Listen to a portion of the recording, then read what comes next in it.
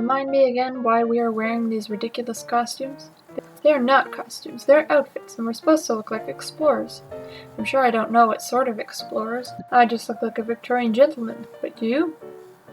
I'm surprised at you. You're supposed to be the smart one. I don't understand. Obviously. I'm wearing the clothes of a famous explorer, Columbus. Don't I look dandy? Are you sure you didn't get him mixed up with the famous detective, Columbo? Although he didn't have a mustache. And is that a wig? Please, put that thing back on. Why would you do that? Anyway, I'm here to say that I hereby claim this island. In the name of Her Majesty the Queen? What? No. I am the king of this island, so I hereby claim this island in the name of myself, who is now king of this island. What should we call you, O great king of this island? Your Majesty? I mean, what name are you taking? When a person becomes king or queen, they take a new name instead of the name they were given at birth. I want a name that no ruler anywhere before me has taken. What about Edward? You're joking, right? Please tell me you're joking. That's been taken 8 times in England alone. Charles, then. Call me King Charles. There have been many of those, too. More than Edward, even. William, George, James, Henry, Harold, Alfred. All already used by previous kings. Albert. Ha! There never was a British king named Albert. Right? True, but there has been more than one King Albert of Belgium. Besides, there is a current monarch using the name Albert. What do you mean, the Queen's name isn't Albert? You do know that England doesn't have the only monarchy left in the world, right? Yeah, sure, of course I knew that. Like the King of Scotland.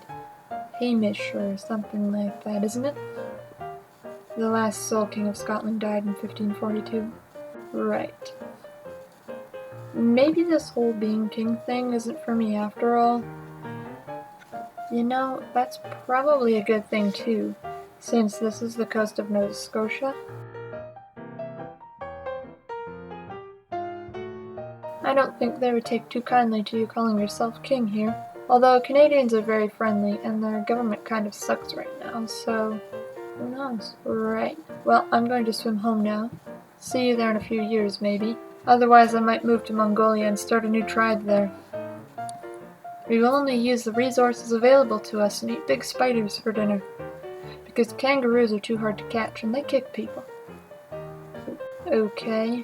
Send me a postcard when you arrive in Australia. Perhaps a review of current monarchies around the world would be useful.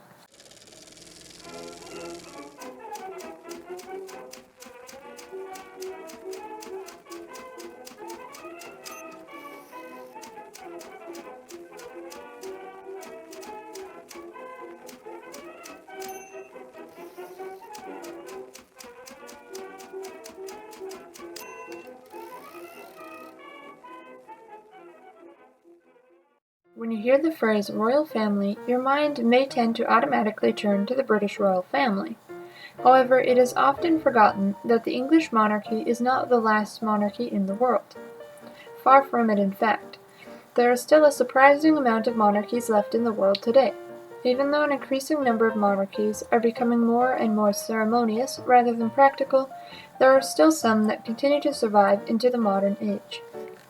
How many monarchies have managed to stay in existence? There are 44 monarchies in total still in existence today, which isn't much if you compare it to the number of monarchies in existence right around 1900. The monarchies are shown in red and the republics in blue. You may be wondering exactly where all of these monarchies are hiding throughout the world.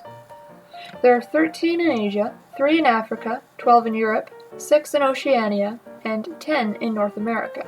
The Queen of England is the monarch for 1 country in Europe, as well as 5 in Oceania and 10 in North America. So it's no wonder that when we think of monarchy, we think of Queen Elizabeth II. In Europe, she is the monarch of the United Kingdom, which is actually made up of 4 separate countries that only count as one, like a 4-leaf clover.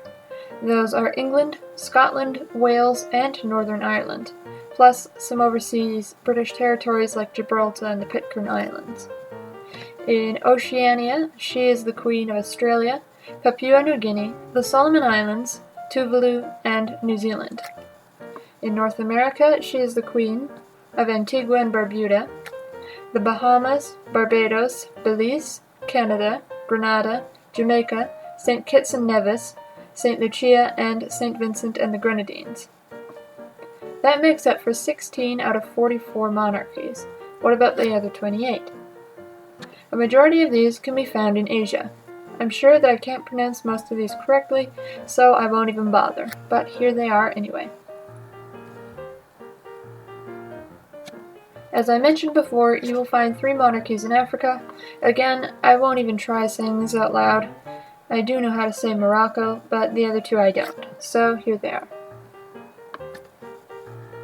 In Oceania, we can find one more monarchy that isn't under the reign of Queen Elizabeth II, and that is the Kingdom of Tonga. The remaining 12 monarchies are scattered throughout Europe. We already know about the United Kingdom of Britain, so we'll move on to the remaining countries. Kingdom of the Netherlands, Principality of Andorra, Kingdom of Belgium, Kingdom of Spain, Grand Duchy of Luxembourg, Principality of Liechtenstein, Kingdom of Norway, Kingdom of Sweden, Principality of Monaco, Kingdom of Denmark, and finally, Vatican City State. So, in conclusion, there are still 44 monarchies left in the world today. The majority can be found in Asia, but the monarch who rules the most countries continues to be the monarch of the United Kingdom of Britain. So it is no surprise then that when we think of the royal family, our minds tend to automatically turn to Her Majesty Queen Elizabeth II and her family. If you like my work, please help me to reach my goal of 1,000